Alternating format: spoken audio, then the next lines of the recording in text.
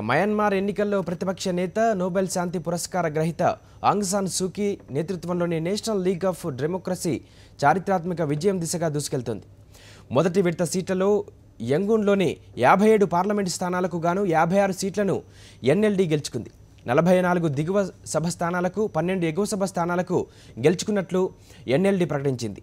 ఒక పార్లమెంటు సీటును యూఎస్డీపీ గెలుచుకుంది. యుంగాన్ ప్రాంతీయ పార్లమెంట్లోని 90 స్థానాలకు గాను అత్యధికంగా 87 సీట్లలో ఎన్ఎల్డీ విజయం సాధించింది. మయన్మార్లో ప్రధాన ఎన్నికలతో పాటు ప్రాంతీయ పార్లమెంట్లకు ఒకేసారి ఎన్నికలు నిర్వహించారు. పూర్తిస్థాయి ఓట్ల లెక్కింపునకు 10 రోజుల సమయం పడుతుందని ఆదివారం పోలింగ్ అనంతరం ఎన్నికల అధికారులు ప్రకటించారు. ఫలితాల సరళి నేపథ్యంలో ఎన్ఎల్డీ పార్టీ కార్యాలయం వద్ద పండుగ వాతావరణం నెలకొంది. ఎర్ర చొక్కాలతో పార్టీ కార్యకర్తలు సంబరాలు జరుపుకుంటున్నారు. దశాబ్దాల ప్రత్యక్ష పరోక్ష సైనిక పాలన నుంచి స్వేచ్ఛ పొందబోతున్నామన్న ఉత్సాహం వారిలో కనిపిస్తోంది. ఈ ఎన్నికల్లో దేశవ్యాప్తంగా 70% పైగా సీట్లను సాధించామని ఎన్ఎల్డీ అధికార ప్రతినిధి విన్టిన్, 90% పైగా గెలిపిస్తామని మరో అధికార ప్రతినిధి న్యాన్విన్ విశ్వాసం వ్యక్తం చేశారు.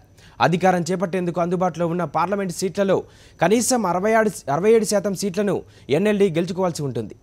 భవిష్యత్తులోనూ అధికారం కోల్పోకుండా ఉండే ఉద్దేశంతో 25% సీట్లను అధికార యూనియన్ సాలిడారిటీ అండ్ డెవలప్మెంట్ పార్టీకి కట్టబెడుతూ రాజ్యాంగంలో రాసుకున్నారు.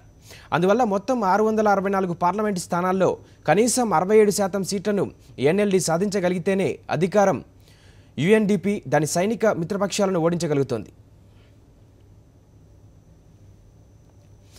ఈ ఎన్నికల్లో ఎన్ఎల్డీ గెలిచిన పార్టీ అధినేత ఆంగ్ సాన్ సూకీ దేశాధ్యక్షురాలు కాలేరు.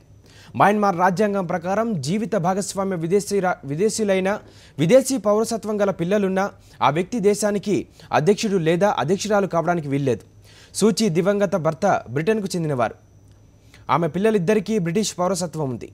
ఎన్నికల్లో ఎన్ఎల్డీ గెలిస్తే అధ్యక్షురాలిగా కాకుండా దేశ అత్యున్నత నాయకురాలిగా దిశానిర్దేశం చేస్తానని సూచీ స్పష్టం చేశారు.